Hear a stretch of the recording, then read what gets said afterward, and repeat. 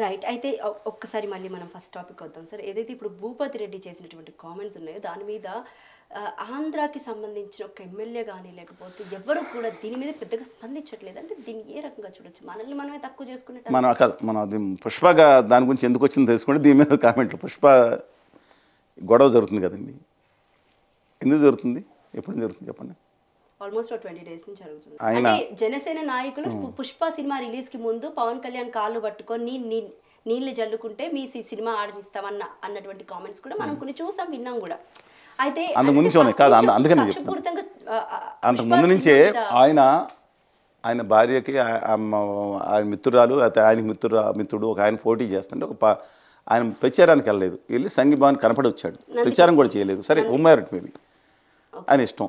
కానీ ఆయన వాళ్ళ ఫాదరు మదరు అత్తయ్యలు అందరూ వెళ్ళి కళ్యాణ్ బాబు గారికి మద్దతుగా పిఠాపురంలో ప్రచారం చేసి వచ్చారు. ఈయన వెళ్ళిన దానికి ఈయన అక్కడికి వెళ్ళేవారు, వెళ్ళిన చాటికి అక్కడ హేళన చేస్తారనుకున్నారు, ఏమో టఫ్ నాకు తెలియదండి. బట్ అప్పటి నుంచి కూడా ట్రోలింగ్ నడుస్తుంది.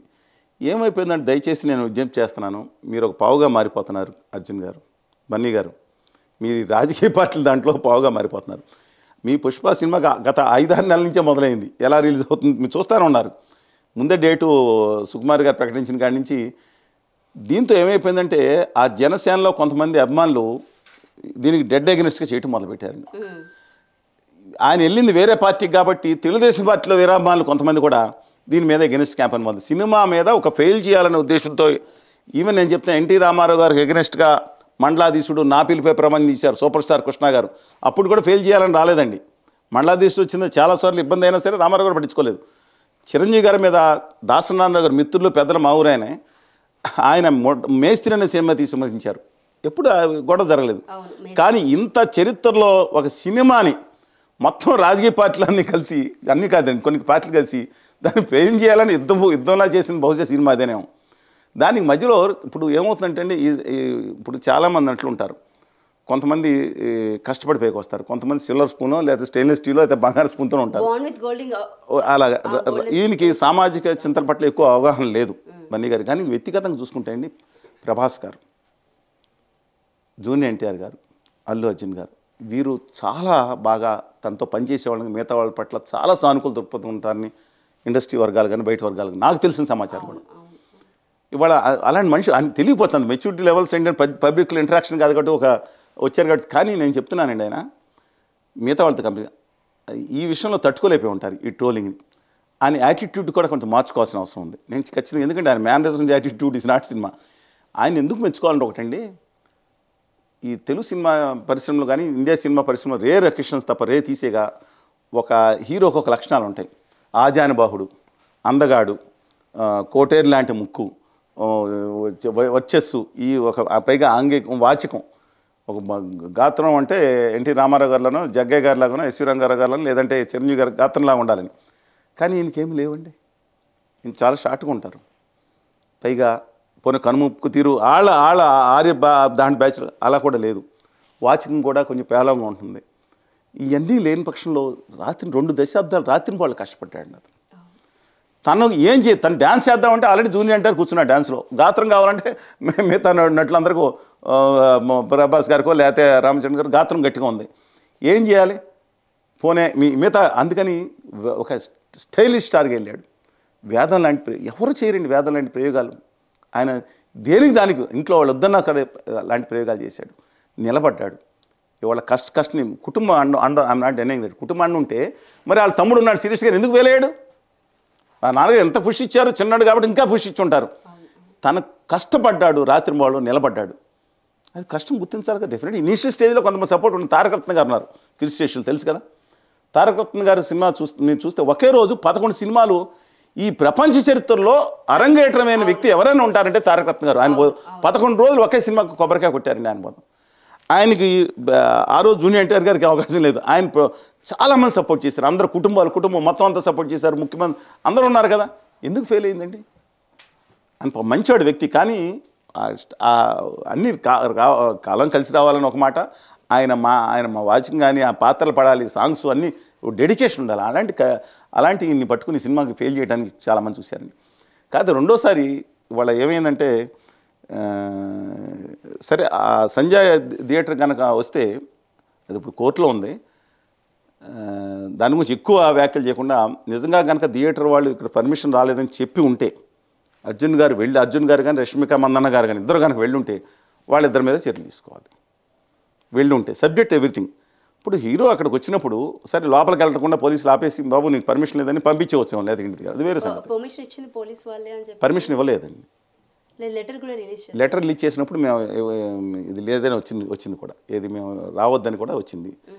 కానీ ఎవరైనా అది అర్జున్ గారు రాయారు కదా, ఆ సిటీ నిర్వాహకులకి ఆ థియేటర్ వారికి రాస్తారు, వాళ్ళు ఇన్ఫార్మ్ చేయాలి. వాళ్ళకి ఆనందం ఈ రోజు పిఆర్ టీమ్ వైఫల్యం అని అంటున్నారు. అంటే అల్లు అర్జున్ చుట్టుపక్కల ఉన్న వాళ్ళు ఇతనికి ఇన్ఫార్మ్ చేయలేదు. అది ఒకటి. రెండోది అక్కడ పోలీసులు కూడా అండి, సరే కొంతమంది విమర్శలు చేస్తాం అక్కడే ఆప్ చేయవచ్చు కదా అన్నారు, అక్కడ దాకా వచ్చింది ఆప్ చేస్తే ఒకటి పోలీసులు ట్రైడ్ దేర్ బెస్ట్, కానీ సరిగ్గా హ్యాండిల్ చేయలేదని ఇష్యూని. దానివల్ల ఏం జరిగిందంటే పోలీసులు వచ్చి సినిమా చూశారు, పక్కన చూడవచ్చు, ఎంటైర్లీ డిఫరెంట్ ఇష్యూ. కానీ బాధాకరం ఏంటంటే అక్కడ అమ్మాయి ఆవిడ చనిపోవటం, తర్వాత వాళ్ళ అబ్బాయి ఎలా జరిగిన తర్వాత పోలీసులు వీళ్ళు చెప్పింది ఇన్ఫామ్ చేసిందా 10 నిమిషాలు బయట వచ్చారు, వెళ్ళిపోయారండి. ఆయనకి విషయం తెలియదు, ఇవన్నీ డిబేటబుల్ అండి. కానీ ఒకటండి, ఆయన వెంటనే చేయాల్సిన పని ఏంటంటే ఆ రోజు కేసు పెట్టినట్టు తెల్లారి మార్నింగ్ 6 గంటలకు 7 గంటలకు బయలుదేరి హాస్పిటల్కి వెళ్ళి వాళ్ళ భర్తను కలిసి తర్వాత డబ్బులు ఇవ్వటాన్ని డెఫినెట్లీ పక్కన పెట్టండి, అది వేరు. సంఘీభావం తెలియజేసి నేను పక్కన ఉంటాను. గవర్నమెంట్ కూడా వారం రోజుల తర్వాత కేసుని తీసి అది మాట్లాడదాం. ఫస్ట్ ఆయన చేయాల్సిన పని నేను నిష్పక్షపాతంగా మాట్లాడుతున్నాను. ఎందుకు మా పాలకోలు బుల్లోడునో, మా పాలకోలేనండి ఆయన, మా ఊరు ఆయనే, నాన్నగారు అందరూ తెలిసిన వాళ్ళే, దాని గురించి డిఫరెంట్ ఇష్యూ. కానీ మనం ఆ లోపం జరిగింది. నేను చాలామంది సామాన్యులతో మాట్లాడాను. ఇవాళ ఆ తర్వాత ఏదైతే ఆయన కేసు తీసి అరెస్ట్ చేసిన వెంటనే వైఎస్ఆర్ కాంగ్రెస్ పార్టీ వాళ్ళు జగన్మోహన్ రెడ్డి గారు సంఘీభావం తెలియజేశారు. దీనికన్నా ముఖ్యమండి, ఆ రోజు రేవంత్ రెడ్డి గారు ఢిల్లీ వెళ్ళారు. వెళ్ళినప్పుడు అశ్విని వైష్ణవ్ గారితో కలుసుకుని తెలంగాణ ప్రాజెక్టుల కోసం రిప్రజెంటేషన్ ఆ రోజు చిట్చాట్లో కూడా చట్టం తన పని తాను చేసుకోపోతుంది, చట్టం ఎవరికి చుట్టం కాదు అన్న ముందండి. అశ్విని వైష్ణవ్ గారి దగ్గరికి వెళ్ళిన తర్వాత అల్లు అర్జున్ గారిని అరెస్ట్ చేశారని రాగానే అశ్విని వైష్ణవ్ గారు ఆ ఉత్తర భారతీయ జనతా పార్టీ చెందిన కేంద్ర గౌరవ శాఖ మంత్రులు తెలంగాణకి ఏమిస్తున్నాడో ప్రకటించడం మానేసి అల్లు అర్జున్ గారు మా దాన్ని ఖండించాని అల్లు అర్జున్ గారు చెప్పుంటారు కదా, దాంతో రేవంత్ రెడ్డి గారికి తనకు మండదండి. మరి నేను చెప్పింది అది కాదండి. ఆయన వెళ్ళారు తెలంగాణ రాష్ట్రాన్ని న్యాయం చేయబాబు అంటే దాని గురించి మాట్లాడతాం అనేసి అల్లు అర్జున్ గారు ఆయనకి పని లేదండి ఇంకా కేంద్ర మంత్రి గారికి. ఒకటి. రెండోది గవర్నీలు కృష్ణరెడ్డి గారు, గవర్నీలు బండి సంజయ్ గారు, గవర్నీలు వీళ్ళందరూ కలిసి కూర్చుని దీని మీద ఖండనలో నాకు అర్థం కావట్లేదండి. ఇది రాష్ట్రం గురించి నాకు అశ్విని వైష్ణవ్ గారు ఆంధ్రప్రదేశ్ తెలంగాణ రావాల్సిన హక్కుల గురించో, లేదంటే ఇంతకుముందు మంత్రిగా ఉండే రైల్వే ప్రాజెక్టుల గురించో, లేదా ఇంకో దాని గురించో ఒక మాట గట్టిగా మాట్లాడి ఇంత స్పాంటేనియస్గా స్పందించకుండా వీళ్ళు కావాలని చెప్పి అర్జున్ గారిని అయిపోయింది. తర్వాత కేటీఆర్ గారు ముందు చేశారు. ఇది కూడా రివర్స్లో తీసుకున్నట్టున్నారు. మీకు అర్థమైంది కదా. నేను అక్కడికే వస్తున్నాను సార్. అంటే ఏదైనా కానివ్వండి, సక్సెస్ మీట్లో అల్లు అర్జున్ కేవలం సీఎం పేరు మర్చిపోయినందుకే ఇంతవరకు తీసుకొచ్చారని మనం అనుకోవచ్చు. ఎందుకంటే లేదు మేము అంటే ఇన్ని రోజులు వేచి చూసింది, ఎందుకంటే రీసెంట్గా అసెంబ్లీలో జరిగినటువంటి చర్చలో ఆయన ఒక మాట అనడం జరిగింది, వ్యవస్థలంటే గౌరవం లేదు అన్న ఒక్క మాటతోటి మొత్తం రివర్స్ అయిపోయిందని అనుకోవచ్చు. అండ్ ఇంకొకటి, ఈ 2 రోజుల్లో కూడా మొత్తం అన్ని సెటిల్ అయిపోతాయని దిల్ రాజు ఒక స్టేట్మెంట్ ఇవ్వడం కూడా జరిగింది. సరే, నేను అదే అనేది అంటే ఒక డీల్కి వచ్చారని అనుకోవచ్చా? కేవలం ఇండస్ట్రీ తనను గుర్తించట్లేదు, అందుకే ఇదంతా నేను చేస్తున్నానంటే నా మీద ఒక గౌరవం ఉండాలి, అంటే నేను చెప్పినట్టే జరగాలి అన్నది ఒకటి మనం ఇక్కడ చూడొచ్చా? ఏమండి, పాలకొల్కర్ని అలా ఉంటుంది. జగన్మోహన్ రెడ్డి గారు కూడా సినిమా వాళ్ళని ఎక్కడా పెట్టాలి అక్కడే పెట్టారు అనే అభిప్రాయం చాలామందికి వచ్చింది. అవును. అలాగే కేసీఆర్ గారు కూడా ఇంతకుముందు కళ్యాణ్ గారి గురించి మాట్లాడే సినిమా వాళ్ళు ఎవరైనా అని చూడండి అనే మాట కూడా చూశారు మీరు. అవును. కానీ అంత కక్షాదింపు కేసీఆర్ గారు మాట్లాడిన కేటీఆర్ గారు మాత్రం సినిమా ఇండస్ట్రీ హైదరాబాద్ నుంచి వెళ్ళాలనే ఆశ అక్కడికి వచ్చిన చంద్రబాబు నాయుడు గారు ఎన్ని చూపించినా, జగన్మోహన్ రెడ్డి గారు చూపించినా వెళ్ళకపోవడానికి కారణం అప్పుడు టీఆర్ఎస్ ప్రభుత్వంలో ఉన్న అంటే గతంలో కూడా కేసీఆర్ చెప్పినటువంటి కొన్ని మాటలు, కళాకారుల్ని మనం ఎప్పుడు గుర్తించాలి, మన కళాకారుల నుంచి మన తెలంగాణ రాష్ట్రం ఇంకొంచెం ముందుకెళ్ళాలి, వాళ్ళని డెఫినెట్గా అందువల్ల డెఫినెట్గా వాళ్ళు వెళ్ళకపోయి ఇవాళ కాంగ్రెస్ ప్రభుత్వం కూడా బహుశా కోస్తా రాయలసీమ కొంత న్యాయం చేయాలని చూస్తున్నాము. విశాఖపట్నంకి వెళ్ళిపోమండి, దొబ్బేయండి చాలామంది కూడా మాట్లాడుతూ ఉన్నారు. అందువల్ల జగన్మోహన్ రెడ్డి గారు ఇస్తానే బాబు రెండయ్యా అంటే వాళ్ళు వెళ్ళలేదు. అప్పుడు చంద్రబాబు నాయుడు గారు రెండయ్యా మీకు అక్కడ అన్నీ చేస్తానన్నా వెళ్ళలేదు. బహుశా కాంగ్రెస్ పార్టీ కూడా జాతీయ పార్టీ కాబట్టి మిగతా రాష్ట్రాల్లో కూడా చలనచిత్ర ప్రముఖ అభివృద్ధి కావాలని కోరుకుంటుంది కాబట్టి ఇండైరెక్ట్గా వచ్చి ఉంటారు. అంటే ఈ రకంగా తెలుగు చిత్ర పరిశ్రమ అంతా ఆంధ్రాకి తరలించే ఒక రేవంత్ రెడ్డి గారు కక్షాదింపు అంత ఇప్పుడు ఆయన వేరే విషయాలు ఆయన అరెస్ట్ చేసిన విషయాలు వాటిలో బాధపడి ఉండటం సహజమే కానండి, ఈ విషయంలో కక్షాది మేము అనుకుంటలేదు. మీరు అన్నట్టు గుర్తించడం కాదు, ఎక్కడైతే మిగతా పార్టీలన్నీ కలిపి ఆయన సపోర్ట్ చేస్తున్నట్టు వచ్చినాయో, కేంద్ర మంత్రులందరూ కలిసి మేము అల్లు అర్జున్ వెనకమాలం అన్నారో, తర్వాత ఆయన బద్ధశత్రువుగా భావించే కేటీఆర్ గారు ఎప్పుడైతే ట్వీట్ చేశారో సపోర్ట్ అని చెప్పి, ఈ మాట అత్త తిట్టినందుకు కాదు కానీ తోటి కోడలు తెప్పినందుకు కానీ ఆయన మీకు అర్థమైంది కానీ డెఫినెట్గా అంటే ఏదైనా కానీ ప్లస్ దాన్ని కాదు ఇవన్నీ అనుకున్నారు కాదండి. ఓకే, ఇతర పార్టీలన్నీ వ్యక్తిగతంగా ఏదో ఆయన పేరు చెప్పినంత మాత్రం I don't think Revanth Reddy గారు ఒక పేరు చెప్పినంత మాత్రం చేసే మనిషి కాదని నేను అనుకుంటున్నాను. నా వ్యక్తిగత అభిప్రాయం డెఫినెట్. ఎందుకు ఒకటి చూడండి, రియల్ హీరో ఆయన ఎన్ని కష్టాలు పడ్డాడు రేవంత్ రెడ్డి గారు. Let us be honest. ఆయన ఎక్కడ ఒక ఫైన్ ఆర్ట్స్ కోర్స్ చేసి కష్టపడి కాదండి, ఒక ప్రేమ వివాహం ఎన్ని అంతరాలు ఉన్నా సరే సాధించుకుని ప్రేమ వివాహం చేసుకుని ఒక అనేక వేదనలు ఎదుర్కొని, నేను చెప్పింది వాస్తవం. మనకి పార్టీలు నచ్చినా నచ్చకపోయినా లేకపోతే వ్యక్తులు నచ్చిన నచ్చకపోయినా ఆయన కూడా తెలంగాణ ఉద్యమంలో మాట్లాడి డెఫినెట్గా నాకు అభ్యంతరం ఉంది. కానీ ఆయన ఒక కాంగ్రెస్ పార్టీలో 5 కన్ఫర్మ్డ్ చీఫ్ మినిస్టర్లు, 3 ఆర్ఎస్సీ చీఫ్ మినిస్టర్లు, ఒక 4 ఏమో వెయిటింగ్ లిస్ట్ చీఫ్ మినిస్టర్లు ఉంటే అందరినీ దాటుకుని దమ్ముగా వచ్చాయంటే ఆయన కూడా ఒక విధంగా రియల్ హీరో అండి. ఇప్పుడు కేసీఆర్ గారిని I cannot compare with him. KCR గారు వచ్చిన ప్రస్థానం ఏంటి, అసలు 2 పార్లమెంట్ సభ్యులు కూర్చుని, నాకు నచ్చమని డిఫరెంట్ ఇష్యూ, అది వేరే సంగతి. 2 పార్లమెంట్ సభ్యులు, అందులో ఒక ఆవిడేమో ఇటు అసలు కేసీఆర్ గారు అంటే గిట్టగా పార్లమెంట్లో ఇటు నుంచి అటు వెళ్ళిపోయే ఆవిడ. మరి ఆయన ప్రముఖ నటి శ్రీమతి విజయశాంతి గారు తెలుసుగా 2009లో తెలంగాణ రాష్ట్రానికి గెలుచుకున్న 2 లోక్సభ స్థానాలు. అంటే ఒక పార్లమెంట్ సభ్యుడిగా ఉండి ఈ దేశంలో మొత్తం అన్ని 542 మంది ఉన్న పార్లమెంట్ సభ్యుల్లో మెజారిటీ సభ్యుల్ని తీసుకుని ఒక రాష్ట్రం సాధించారంటే I'm not comparing at all. సరికి ఎంటైర్లీ డిఫరెంట్. ఆయన ఒకటే మా బాధ ఏంటంటే అందరు తీరసీమాంధ్రుల మీద ఆయన మాట్లాడిన పదజాలం ఆ రోజులో బాధ కలిగింది డెఫినెట్గా. తర్వాత పాలనలో బై అండ్ లార్జ్ 99% ఇబ్బంది లేదు. అందువలన నేను కంపేర్ చేయట్లేదు, కానీ ఆయన ఒక విధంగా real hero beyond certain thing for that ఆ ప్రాంతం కోసం. అలాగే రేవంత్ రెడ్డి గారు కానీ ఇవాళ ఏదైతే డెఫినెట్గా మిగతా పార్టీలందరూ హేళన చేస్తున్నప్పుడు ఆయన చర్య తీసుకుని ఉంటారు అని నా అభిప్రాయం. కానీ అల్లు అర్జున్ గారికి ఒకటే విజ్ఞప్తి చేస్తున్నాను, మీరు సాధ్యమంత వరకు సైలెంట్గా ఉంటే మంచిది. అలాగే రేవంత్ రెడ్డి గారికి కూడా విజ్ఞప్తి చేస్తున్నాను, మీరు ఆ పని చట్టం తన కానూన్ కా హత్ లంబా హే, చట్టం తను పని చేస్తుందని దానికి వాళ్ళు వదిలిపెట్టండి. మిగతా రాజకీయ నాయకులందరికీ కూడా విజ్ఞప్తి చేస్తున్నాను, ప్రజా సమస్యలు దాని మీద దృష్టి పెడదాం. ఇది కూడా నేను ఎందుకు మీరు అడిగారు కానీ చెప్పాలి కాబట్టి ఎందుకు మాట్లాడానంటే, పుష్ప సినిమా ఈ దేశ చరిత్రలో మీరు లెక్క హిందీ అత్యధిక మనకు తెలుగు సినిమా వాళ్ళు తీశారు, ఇప్పుడు పోయి హిందీ సినిమా అయిపోయింది. హిందీ సినిమాలో ఈ దేశ చరిత్రలో అత్యధిక వసూళ్ళు వచ్చిన సింగిల్ డేలో వచ్చిన చిత్రం ఏంటంటే జవాన్ అని షారూఖ్ ఖాన్ గారి సినిమా. దాన్ని దాటేసింది ఈ సినిమా. మళ్ళా చెప్తున్నానండి, ఈ ఇండియాలో హైయెస్ట్ గ్రాసర్ ఫస్ట్ డే తీసుకొచ్చిన అత్యధిక వసూళ్ళు బన్నీ గారిది. ఒక్కటి చెప్పండి, ఈ దేశ చరిత్రలోనే మళ్ళీ చెప్తున్నానండి, ఈ సెన్సేషన్ దక్షిణాదిలో ఉన్న టాప్ 5 సినిమాల్లో బాహుబలి, ఏది మన వచ్చింది కదండి కేజీఎఫ్ 2, బాహుబలి 1, RRR, పుష్ప.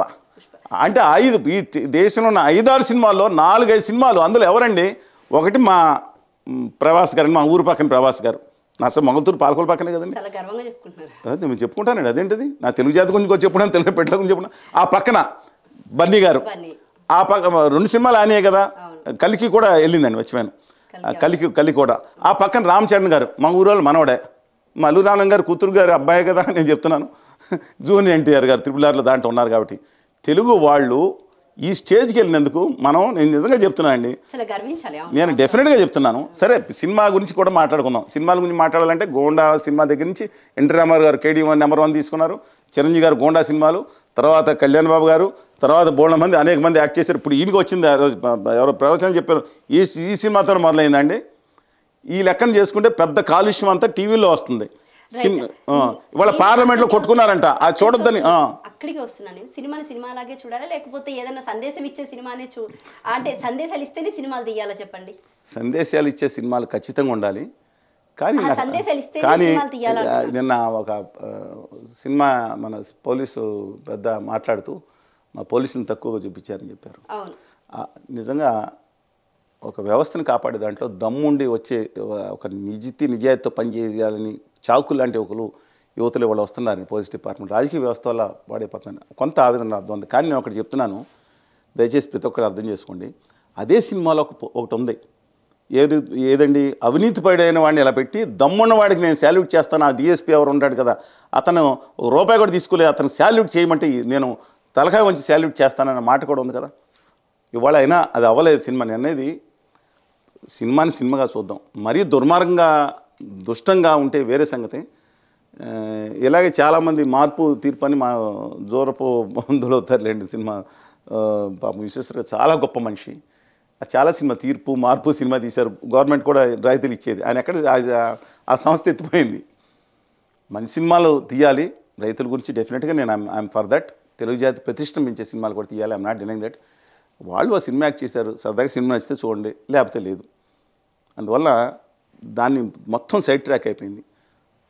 వీళ్ళు కూడా ఇప్పుడు ఇవాళ మా తెలుగువాడు దాటి ఇంత మొత్తం నేషనల్ ఛానల్స్లోనే నేషనల్ మీడియాలోనే మెయిన్ వార్త అయిపోయింది కాబట్టి, అరెస్ట్ వార్త అయిపోయింది కాబట్టి మాట్లాడాను తప్ప యాక్చువల్ లేకపోతే మొత్తం మీడియాలన్నీ మీకు చెప్పాను కదా. ఏం సినిమా ఏదది, దువ్వాడ శ్రీనివాసం గారు, రాజ్ తరుణ్ గారు, లేకపోతే ఇంకెవరో ఇంకొకళ్ళు, తర్వాత మంచు గారు ఇంట్లో చిచ్చు, ఇంక ఇదే 24 గంటలు గుడ్ ఈవినింగ్ టు సార్ ఇవాళ చర్చా వేదిక.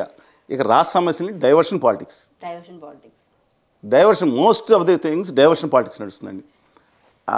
ఆంధ్రప్రదేశ్లో కానీ తెలంగాణలో కానీ మిగతా చోట్ల కానీ. ఇది దయచేసి టీవీ ఓపెన్ చేస్తే ఇంకా సినిమా వాళ్ళ మీద అసలు రేపు ఏం జరుగుతుంది అని దాని మీద మేము 10 రోజుల క్రితం గుంటూరులోనే మిగతా చోట్ల మీటింగ్ పెట్టి అక్కడున్న రైస్ కుంభకోణం మీద తెలంగాణ ఆంధ్రప్రదేశ్ కూడా బియ్యం వెళ్తుంది, ఏం చేయాలి రైతులకు అనేది ఒక మిగతా రైతు పెద్దలతోనూ లేదా మిగతా ఎక్స్పర్ట్స్తోనూ మాట్లాడి ఒక సమావేశం పెట్టాం. ఏంటంటే సౌత్ ఆఫ్రికా వాళ్ళు దయచేసానండి ప్రతి ఒక్కళ్ళు కూడా, సౌత్ ఆఫ్రికా వాళ్ళు 70 రూపాయలకు 100 రూపాయలు 120 రూపాయలు బియ్యం కొంటున్నారంట. ఇక్కడ తెలంగాణలో ఆంధ్రప్రదేశ్లో బియ్యం రీసైకిల్ అవుతుంది, ఎందుకంటే మొత్తం బియ్యం చాలామంది తినలేకపోతున్నారండి. అది బియ్యం పట్టించి ఎక్స్పోర్ట్ చేస్తూ ఉన్నారు, అది అక్రమంగా ఎక్స్పోర్ట్ చేస్తున్నారు. నేనేమన్నానంటే ఎస్టీసీ అని Telangana STC and Andhra Pradesh AP STC అని ఇప్పుడు 2గా ఉన్నాయి.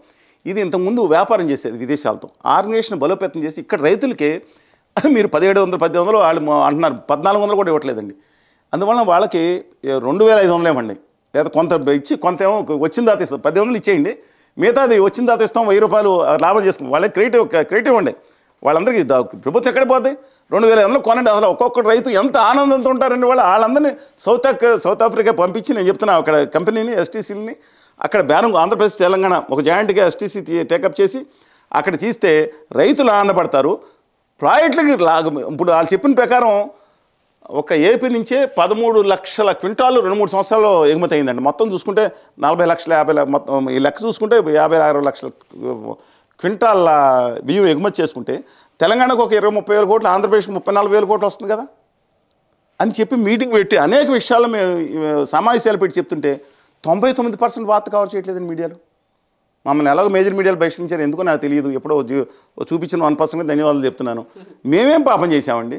ఇప్పుడు అల్లు అర్జున్ గారిని తిట్టాలా, మేము బూతులు తిట్టాలా, లేదా ఇంకొకరిని తిట్టాలా, రేవంత్ రెడ్డి గారిని తిట్టాలా, లేదా కేటీఆర్ గారిని తిట్టాలి? పని ఇదేనండి. లేదంటే చంద్రబాబు నాయుడు గారిని, కళ్యాణ్ బాబు గారిని, లేదా జగన్ గారిని? ఇది కాదండి.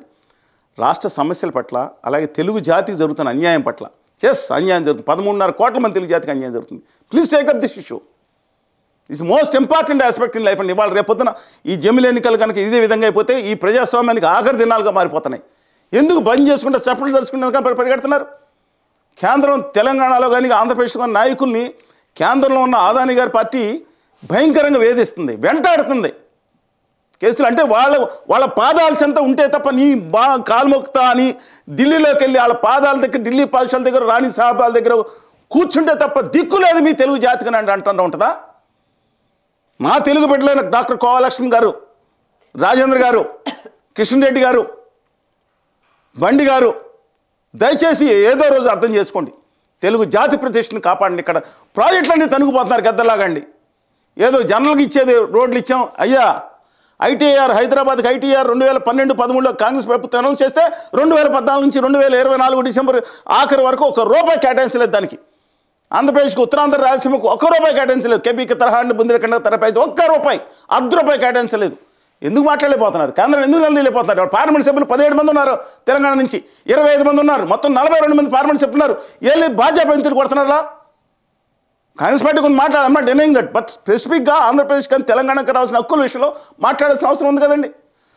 తెలుగు జాతికి జరుగుతున్న అవమానంతో అవకాశం ఉంది కదా. ఇవాళ సెంట్రల్ ఇండస్ట్రియల్ సెక్యూరిటీ ఫోర్స్లో ఏం జరుగుతుంది? ఇవాళ తెలంగాణలో మొన్న రైల్వేలో సౌత్ సెంట్రల్ రైల్వేలో ఉద్యోగాలకు మొత్తం అంటే ఉత్తర భారతదేశంలో ఒక జోన్కి మాత్రం వాళ్ళనే పిలుచుకుంటారు, సౌత్ సెంట్రల్ రైల్వేలో మాత్రం అక్కడ అలవ చేసి ఏం జరుగుతుంది ఇక్కడ? 80% ఉత్తర భారతీయులు, 20% దక్షిణ భారతీయులు అందరూ. ఏది సౌత్ సెంట్రల్ రైల్వేనా?